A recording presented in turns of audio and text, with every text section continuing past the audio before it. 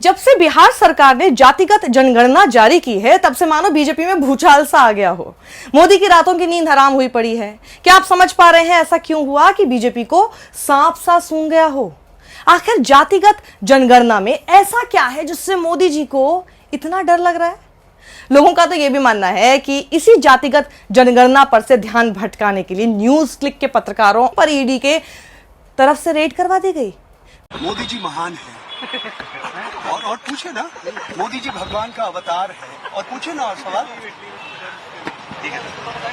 कुछ भी कहो, साहिब लोगों का असल मुद्दे से ध्यान भटकाना बखूबी जानते हैं, लेकिन हम ऐसा होने नहीं देंगे। इसलिए आज के इस वीडियो में आपको वो राज समझाएंगे कि आखिर जातिगत जनगणना में ऐसा क्या है कि विश्व गुरु मोदी घबराए हुए हैं। अक्सर इनके भक्त कहते हुए पाए जाते हैं, आएगा तो मोदी ही, है ना? तो वो किसके दम पर कहते हैं आपको पता भी है? आज पता चल जाएगा। बस ध्यान से इस वीडियो को पूरा अंत तक देख लीजिए। खास तौर पर ओबीसी तो जरूर देखें, आगे पता चलेगा ऐसा मैं क्यों कह रही हूं। देखिए, सोमवार को बिहार सरकार ने जातिगत जनगणना के नतीजे देश के सामने रख दिए। वो जातिगत जनगणना जिससे मोदी लगातार आंख बचाते फिर रहे हैं। बिहार की बीजेपी तक ने इसका साथ दे डाला, लेकिन मोदी वाली केंद्र की बीजेपी मुंह फुलाए बैठी है और ईडी अपने रेड से उनका मूड ठीक करने में कोशिश में लगी हुई है। तो कारण समझने के लिए सबसे पहले हमें बीजेपी की पिछली परफॉर्मेंसेस की तरफ जाना होगा। तो 2014 और 2019 में कई दूसरे कारणों के अलावा ओबीसी एक बड़ा कारण था मोदी की भारी जीत का। ऐसा नहीं था कि बीजेपी को दूसरी जातियों या समुदायों का साथ ना मिला हो। बीजेपी ने अपने पारंपरिक अपर कास्ट और अपर क्लास वोट बैंक के अलावा दलित और आदिवासियों की अच्छी खासी तादाद को अपनी तरफ खींच लिया था। अब आप सोच रहे होंगे, तो जब ऐसा है तो फिर बीजेपी को जातिगत जनगणना के आंकड़ों से परेशानी किस बात की है? तो ध्यान से सुनिए और दिमाग खोलकर समझने की कोशिश कीजिए। जी हां, बुद्धिजीवी बनकर, बुद्धि ज़ॉम्बी बनकर नहीं। 1990 के दशक में वीपी सिंह सरकार में लागू की गई मंडल कमीशन रिपोर्ट से केंद्र सरकार की नौकरियों और शैक्षणिक संस्थानों में ओबीसी को 27% का आरक्षण मिलना शुरू हुआ, जिसके बाद वोट बैंक की राजनीति एकदम बदल सी गई, जिसका सबसे ज्यादा असर पड़ा उत्तर भारत में। मंडल के बाद क्षेत्रीय दलों में मजबूती आनी शुरू हो गई थी, खास तौर से यूपी और बिहार में। इससे हुआ यह कि बीजेपी को बहुत मेहनत करनी पड़ी और कई साल लग गए मंडल को अपनी हिंदुत्व की राजनीति से कमजोर करने में, जिसे वो मंडल के ऊपर कमंडल कहते हैं। तब आडवाणी और वाजपेयी के नेतृत्व में काफी मेहनत करके पहले 1998 और फिर 1999 के लोकसभा चुनाव जीत पाए थे। हालांकि बीजेपी ने कई गठबंधन साथियों के साथ एनडीए सरकार जरूर बना ली थी, लेकिन बावजूद इसके क्षेत्रीय दल बहुत मजबूत बने हुए थे। नतीजा यह था कि 1998 में भी क्षेत्रीय दलों के हिस्से 35.5% और 1999 में 33.9% वोट शेयर था। यह परसेंटेज बहुत बड़ा होता है। यहां तक कि जब कांग्रेस की यूपीए सरकार बनी 2004 और 2009 में, तब भी क्षेत्रीय दलों के कुल वोट शेयर थे 2004 में 39.3% और 2009 में 37.3%। इतना ही नहीं, जब बीजेपी ने साल 2014 में मोदी यानी भक्तों के विश्व गुरु के नेतृत्व में 31% वोट शेयर के साथ जीत हासिल की, तब भी सभी क्षेत्रीय दलों को कुल मिलाकर वोट शेयर था 39%। फिर आया साल 2019, जब बीजेपी कामयाब हो पाई ओबीसी के बीच अपनी पैठ बनाने में।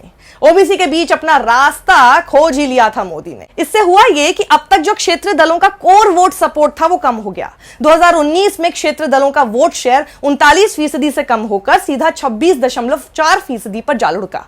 इंडियन एक्सप्रेस के इस लेख के अनुसार पिछले एक दशक में बीजेपी ने ओबीसी के बीच अपनी अच्छी खासी पैठ बना ली है। वो आप इसी से समझ सकते हैं कि 2009 लोकसभा चुनावों में जहां बीजेपी को वोट करने वाले ओबीसी सिर्फ 22% और क्षेत्रीय दलों को वोट करने वाले ओबीसी 42% थे, वहीं ठीक 10 साल बाद 2019 लोकसभा चुनावों में 22% से बढ़कर 44% ओबीसी ने बीजेपी को वोट दिया, जबकि क्षेत्रीय दलों को वोट करने वाले ओबीसी 42% से घटकर 27% हो गए। लेकिन यहां पर भी कहानी में एक बेहद दिलचस्प ट्विस्ट है, जो मोदी का डर और ज्यादा सफाई से बयां करेगा। आप सोच रहे होंगे कि जब ओबीसी की पसंद मोदी हैं, तो फिर डर किस बात का? तो डर इस बात का है जी कि आंकड़े बताते हैं कि अब तक देखा यह गया है कि ओबीसी की पसंद मोदी सिर्फ लोकसभा चुनावों में ही रह गए। विधानसभा चुनावों में ओबीसी बीजेपी के साथ उस तादाद में नहीं जा रहे हैं जिस तादाद में लोकसभा चुनावों में जाते हैं। मोदी का ओबीसी कार्ड उनके लिए काम तो किया, लेकिन पूरी तरह से नहीं। जब राज्य सरकार चुनने की बात आती है तब ओबीसी बीजेपी को पहली पसंद नहीं बनाते। चलिए फिर देखिए आंकड़े। 2019 लोकसभा चुनावों में जहां बिहार के सिर्फ 11% ओबीसी वोटर्स ने लालू तेजस्वी के आरजेडी को वोट किया था, वहीं महज एक साल बाद 2020 में हुए बिहार विधानसभा चुनावों में 29% ओबीसी वोटर्स ने आरजेडी के लिए वोट किया था, उसी आरजेडी के लिए। वहीं यूपी में जहां 2019 के लोकसभा चुनावों में सिर्फ 14% ओबीसी ने अखिलेश यादव की समाजवादी पार्टी के लिए वोट किया था, वहीं उससे ठीक 2 साल पहले हुए विधानसभा चुनावों में जब अखिलेश बुरी तरह हारे थे तब भी उन्हें वोट करने ओबीसी 29% आए थे। बाकी राज्यों में भी इसी तरह का पैटर्न लोकसभा और विधानसभा में देखने को मिलता है। अब एक और खास बात सुनिए, ओबीसी में भी 2 तबके हैं, डोमिनेंट ओबीसीज और लोअर ओबीसीज। तो उत्तर भारत के कई राज्यों में बीजेपी ने डोमिनेंट ओबीसीज की तुलना में लोअर ओबीसी को अपनी तरफ खींचने में ज्यादा सफलता हासिल की है। तो बीजेपी का सपोर्ट बेस अपर कास्ट और अपर क्लास में जितना तटस्थ है उतना ओबीसी में नहीं है। ओबीसी का सपोर्ट एक कच्ची डोर की तरह है, इसलिए राहुल गांधी पर मोदी सरनेम का केस करके एक तीर से 3 निशाने करने की कोशिश की गई थी। पहला, उन्हें संसद में अडानी का नाम लेने से रोकने की, दूसरा, मोदी पर जुबानी हमले का बदला लेने की, और तीसरा, मोदी सरनेम को ओबीसी के अपमान से फिजूल में जोड़ने की। वहीं बीजेपी का अपर कास्ट और अपर क्लास वोट बैंक इतना मजबूत है कि वो उसी के लिए वोट करता है, चाहे दुनिया इधर से उधर हो जाए, बीजेपी हारने वाली हो या जीतने वाली, वो तटस्थ रहते हैं। ये वो लोग हैं जो हर जगह बोलते फिरते हैं आएगा तो मोदी ही, पर वो भी अपने खुद के नहीं बल्कि ओबीसी के दम पर। वहीं क्षेत्रीय दल लोअर ओबीसी की तुलना में अपर ओबीसीज में ज्यादा पसंद किए गए हैं। जैसे बिहार और यूपी में यादवों ने आरजेडी और समाजवादी पार्टी को ज्यादा वोट दिए हैं, और वहीं बीजेपी के साथ दिखे लोअर ओबीसी। तो अगर ये सब समझ आ गया हो तो अब आते हैं असल मुद्दे की बात पर। मैं आपको बताने वाली थी ना कि आखिर बीजेपी को जातिगत जनगणना से किस बात की हिचकिचाहट हो रही है। तो सुनिए, बीजेपी को यह डर है कि जातिगत जनगणना के जो आंकड़े सामने आएंगे या आए हैं, जैसे खास तौर पर ओबीसी जातियों को लेकर, वो क्षेत्रीय दलों को एक नया मुद्दा दे सकते हैं मोदी सरकार पर दबाव बनाने को, ताकि वो केंद्र सरकारी नौकरियों और शैक्षणिक संस्थानों में ओबीसी कोटे को एक नया आकार दें। यानी मोदी को डर है कि यह मंडल भाग 2 बन जाएगा। ओबीसी जनगणना को लेकर सामने आए नतीजों से मोदी पर इतना दबाव बन सकता है कि संभाले नहीं संभलेगा। तो जिनके दम पर कहते फिरते हैं आएगा तो मोदी ही, क्या उनके लिए भक्त कह पाएंगे जातिगत जनगणना लाएगा तो मोदी ही?